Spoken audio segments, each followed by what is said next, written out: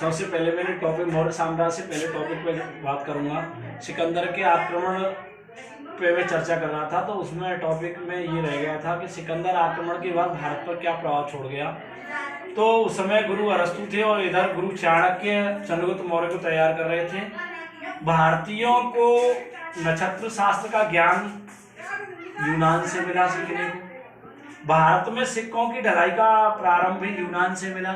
यूनान और भारत के बीच संधि हुई, जिसे व्यापार के मार्ग खुले। अब प्रश्न करते हैं सबसे पहले भाई, चंद्रगुप्त मौर्य मां मुरा पिता नंदराज के पुत्र थे।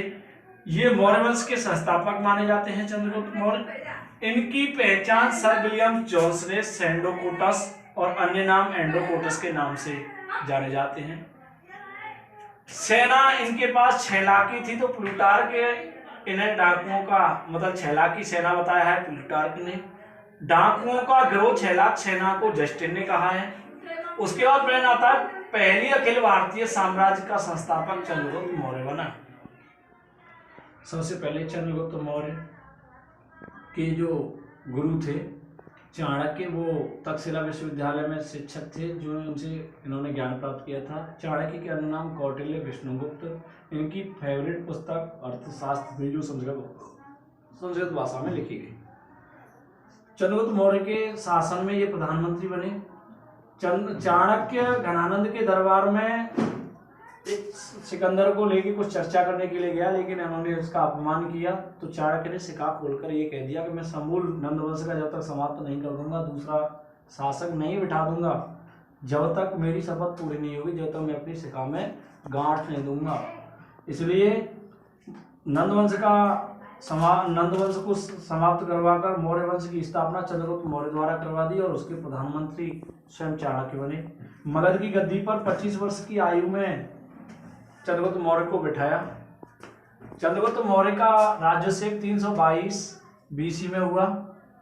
उसमें मुद्रा राक्षस नामक विशाखदत्त ने एक पुस्तक लिखी है। चंद्रगुप्त को वृषल और कुलहीन शब्दों से प्रयोग किया है। चंद्रगुप्त मौर्य की मृत्यु से पहले इन्होंने एक संलेखना विधि को स्वीकार किया है, जिसमें केवल वायु का आहार करते हैं, खाना पीना छोड़कर। संलेखना विधि हमेशा जैन धर्म में के लिए उपयोगी मानी जाती है।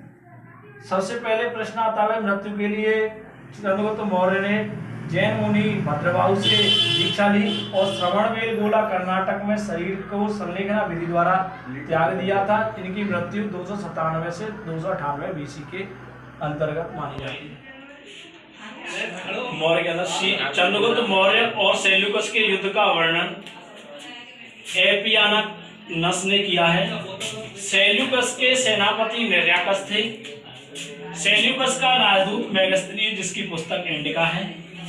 स्ट्रेबो और जस्टिन ने चंद्रगुप्त मौर्य को सेंडोकोटस की उपाधि दी है। एरियन और प्लूटार्क ने चंद्रगुप्त मौर्य को एंड्रोकोटस कहा है। विलियम जोन्स ने सबसे पहले प्रमाणित किया था कि जो सेंडोकोटस है वही चंद्रगुप्त मौर्य है। सीएम चंद्रगुप्त मौर्य ने मगध में से जो राज्य मिलाए थे, मगध में सबसे शक्तिशाली बनाने के लिए सौराष्ट्र, मालवा, अवंती और सुदूर दक्षिण के राज्य मिलाए थे। प्लूटार्क के अनुसार चंद्रगुप्त मौर्य की सेना 6 लाख सैनिक लेकर वो संपूर्ण भारत को रौंद डालना चाहता था। तमिल ग्रंथ अहानानूर और पुरनानूर में चंद्रगुप्त मौर्य के दक्षिण भारत पर आक्रमण करने के साक्ष्य मिलते हैं। उसके बाद प्रश्न आता है भाई, चंद्रगुप्त मौर्य का विवाह किसके साथ हुआ, इसने दहेज में क्या दिया और सेल्यूकस के साथ संधि कैसे हुई, आगे चर्चा करूंगा। साम्राज्य चंद्रगुप्त मौर्य की बात करेंगे। सबसे पहले 322 से 297 या 18 ईसा पूर्व। प्रश्न आता है भाई, ट्रिक से याद करना है मौर्य साम्राज्य को। तो सबसे पहले इंपोर्टेंट जो परीक्षा के दृष्टिकोण से आता है, 4 वेद। ट्रिक में 4 का मतलब है चंद्रगुप्त मौर्य, वेद का मतलब है बिंदुसार और आय मतलब है अशोक। अब ट्रिक अंदर बात करते हैं इनके सारे वंशों के अंदर जितने भी शासक चंद्रगुप्त मौर्य के अंदर जो मौर्य शासक हैं उनकी बात। तो चंद्रगुप्त मौर्य 322 से 298 बीसी, बिंदुसार 298 से 273 बीसी, अशोक 273 से 323 बीसी, उसके बाद दशरथ, संप्रति और बृहदर इसका अंतिम शासक था।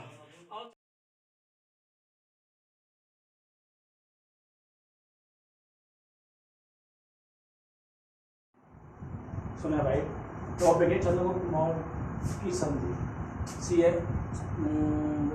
चंद्रगुप्त मौर्य की संधि सेल्यूकस के साथ कैसे हुई।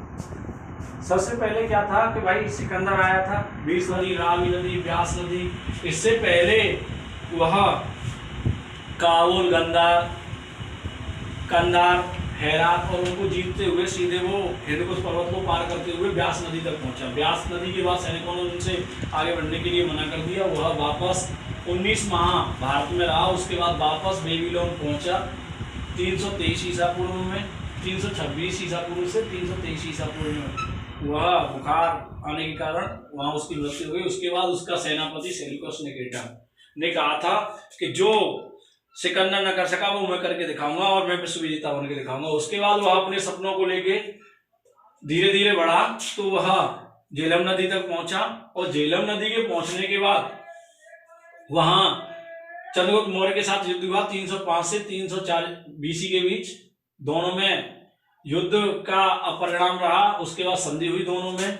उस समय जब दोनों में संधि हुई तो अपनी पुत्री सेल्यूकस ने अपनी पुत्री का विवाह कानेलिया हेलेना का विवाह चंद्रगुप्त मौर्य सीएम के साथ कर दिया। उसके बाद उपहार में सेल्यूकस ने 4 प्रांत काबुल, कंधार, हेरात और मकरान दिए। उसके बदले में चंद्रगुप्त मौर्य सीएम ने सेल्यूकस को 500 हाथी उपहार में दिए। उसके बाद सेल्यूकस ने अपना राजदूत मेगस्थनीज जो पुस्तक लिखी है इंडिका को, अपना जो दूत था मेगस्थनीज चंद्रगुप्त मौर्य को उनके दरबार में भेज दिया। मेगस्थनीज ने अपनी पुस्तक जो इंडिका लिखी है वह संस्कृत भाषा पर ज्यादा फोकस दिया और उन्होंने बताया कि भारतीय समाज उस समय 7 भागों में विभक्त था। वर्तमान में इसका संकलन इंडिका का एरियन ने किया है।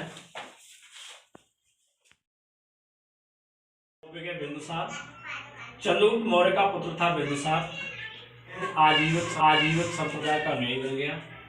यूनानी लेखों में बिंदुसार को अमित्रघात अर्थात शस्त्रों का नाश करने वाला, वायु पुराण में भद्रसार, जैन ग्रंथों में सिंहसेन कहते हैं।